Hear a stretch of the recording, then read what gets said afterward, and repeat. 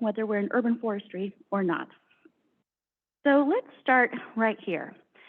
Advocacy update. Let's start with the scoping plan. Can you raise your hand if you're not familiar with California's scoping plan? All right.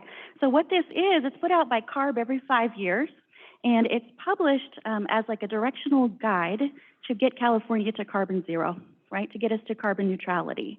And so the recommendations that all of the agencies put together to get us there go into this scoping plan, which is published every 5 years. So last November it came out, and what was so exciting was that because of the advocacy of California ReLeaf and their close connection and relationship with the California Natural Resources Agency over the years, our requests were very evident in this scoping plan. We see proof that they hear us, they're understanding us, and they're listening. And I came in at the end of that. That was not because of me. That's because of California ReLeaf and their continued advocacy efforts. And this line is very important. They have what they prescribed for urban forestry for the first time being included in the natural working lands strategies under developed lands are what they call strategies for achieving success. Now, the way that success is monitored across all of our climate initiatives is very particular and scientific, not necessarily done by a tree person. It's definitely not done by the panel that you saw here earlier, because what they describe is that the amount of carbon that wildfires put into the air was just balanced out and broken even through urban forestry.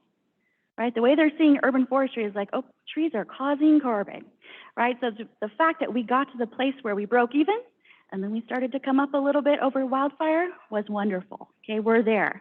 The new modeling that they're using is also showing that they understand the need. This first bullet point here is very important. Their recommended strategies for achieving success. Increase urban forestry investment annually by 200% relative to business as usual. This was not in, thank you, I saw that, let's do it, woohoo, right? Get all excited for money. It wasn't percentage of canopy. It was not acres serviced, right? It was not greenhouse gas reduction numbers. It was investment in funding relative to business as usual.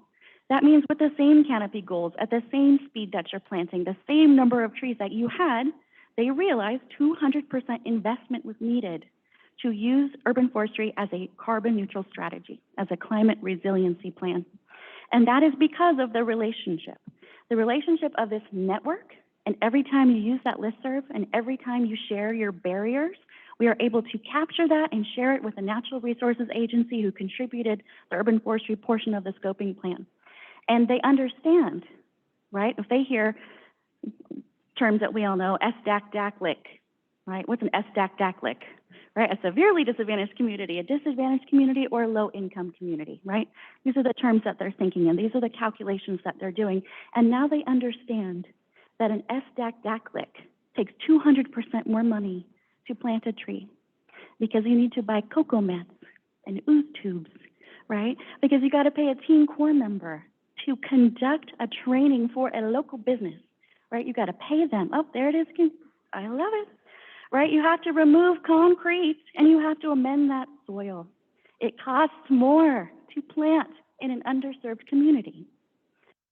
The scoping plan reflected that and should have driven the funding stream in the California state budget.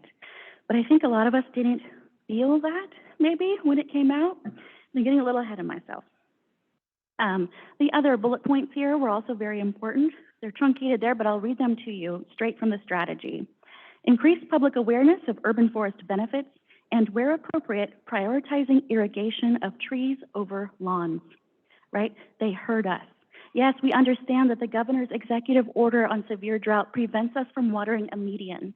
But if that median contains trees, it shall be watered, right? They understand this now. They understand that public awareness is important. Provide technical assistance and resources to disadvantaged communities to implement community urban greening projects to provide equitable access to the benefits of urban greening projects. Right? We were seen in this draft of the scoping plan, so I want you to know that, and I want you to feel that, right? Because when that state budget came out and we saw this huge investment, in urban forestry for schoolyard greening.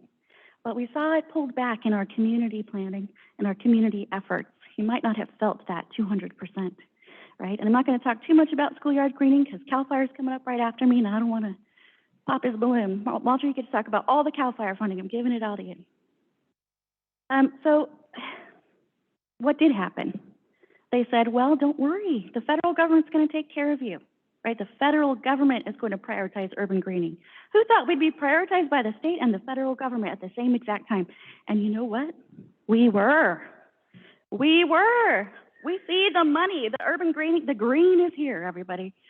USDA, U.S. Forest Service, $1.5 billion, right? They opened up $1.5 billion, open and competitively. States got to go there first. I won't tell you how much Walter brought home, but I will tell you this, the largest award. When our states went out and competed for us, California brought us home the largest award. Right? One more time. Woohoo! Go Cal Fire! Fantastic. Very, very happy about that. The Environmental Protection Agency is giving out 11 grants, $50 million each, to be grant makers for urban forestry and urban greening, right? That's a lot of money. And these are all tied into the Justice 40 initiative. Can you please raise your hands if you don't know what is the Justice 40 initiative? All right, okay. Well, I know you know how to Google, so I want you to do it, okay? I want you to Google it, and I want you to get yourself comfortable with the CJEST. That's the CJEST. It is the new map that qualifies communities as disadvantaged. And it has many more indicators than the maps you might be used to, right? It is taking into consideration the community needs, right? It's taking all these real life DAC factors and making that map of not just, you know, what is your chemical makeup, not just what is your income, not just what is your canopy, but what are the factors that this neighborhood is suffering from, right? Not just extreme heat, asthma, low baby birth weight, right? All of those public benefit factors, benefit was not the right word for those, all of those public ailments that we're suffering, they're all taken account for, and you'll notice in the CJEST a more liberal and more widespread definition of disadvantaged community, right? So look at it, because any of this that you're going to apply for, we hope that you all do, is tied to Justice 40. The idea is that 40% of those funds will be prioritized in an SDAC, DAC, or a LIC, right? Now let's talk about that a little bit, because we are all nonprofits, right? We are being expected to partner with people to bring this money home. We're being expected to get all of this money and somehow use it all at the same time really quickly after working on a shoestring budget this whole time. How are we going to do that, right? You are reaching out to me and telling me, my fiscal sponsor will not allow me to apply for federal dollars, Victoria. What do I do? Right? So we really need to be understanding how we can work together and partner together to apply for these dollars. So let's back it up a little bit, right? What advocacy am I doing now? California ReLeaf has teamed up with the California Nonprofits Association, and there is a package of 7 bills here. If you recognize any of these names, you'll see it's Republican and Democrat, right? The people who brought these bills together are wanting to support nonprofits and their contracting, right? The way that you contract needs to be easier. The way that you report, it needs to be easier. The way that you get paid, it needs to be easier. Because if we are expected to spend $1.5 billion in our DACs with the way that we've been operating, we need it to be easier for us, right? So I'm not going to take them one at a time, but I will share with you what they do, right? This is the advocacy that California ReLeaf is trying to get onto the floor right now, are these bills. They ensure that contracts compensate nonprofits for the full costs of delivering services, including administrative expenses, fair wages, and other costs. Encourages multi-year contracts and expedited renewals for nonprofits that are meeting performance objectives, requires the state to pay nonprofits in a timely manner. Provides for upfront payments on contracts to extend access to smaller nonprofits so others won't have to tap into reserves or pay interest on loans in order to partner with the state.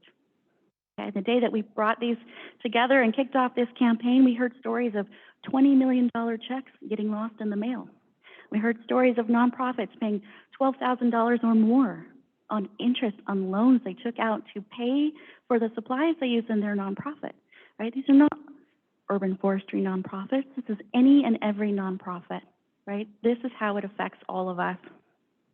Allows nonprofits to make adjustments needed to continue performing their contracted duties during emergencies. How many of us had to flex during COVID, go hybrid, right? How did you do that? How did you all of a sudden need all of this tech and have it? How did you go virtual? Did you? Right? Allows you to flex and to bring food into the community that you might normally be planting trees in, right? That flexibility. Modernizes processes by allowing digital signatures, online invoicing, and electronic payments. Streamlines the administration of very small grants and contracts for the benefit of both the state and the nonprofit.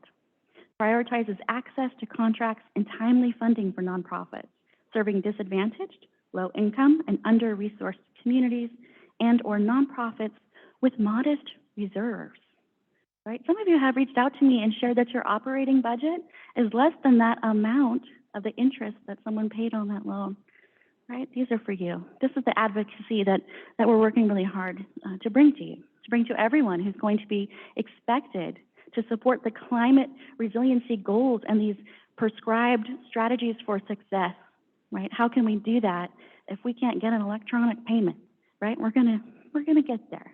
This is what we're working on. The Prompt Payment Act is the only thing I will kind of expand on here because California ReLeaf does pass-through grants, right? So we go out and we'll get a $1 million grant and break it down into $30,000, $60,000, $90,000. The Prompt Payment Act, which is already in existence, states that if you're making $500,000 or less in your contract, then you will be paid on time. But because we are giving grants of a smaller nature and we have already received more than $500,000, we're not subject to it, right? We can't pass along that benefit on to you. So upping the limit of the Prompt Payment Act is one of these bills that actually was removed this year and it's going to come back next year. And we're working on that too. So I just want to make sure that you understand when you share your barriers across the network, and we all learned what the listserv is today, so I'm hoping it blows up after this. When you share your stories of success, when you tell us how you're making it happen, how much you're paying them, when you're paying them, right? What accoutrement are you using, right? How we are communicating with our Justice 40 communities, then we take all of that, we package it up, and we have these relationships.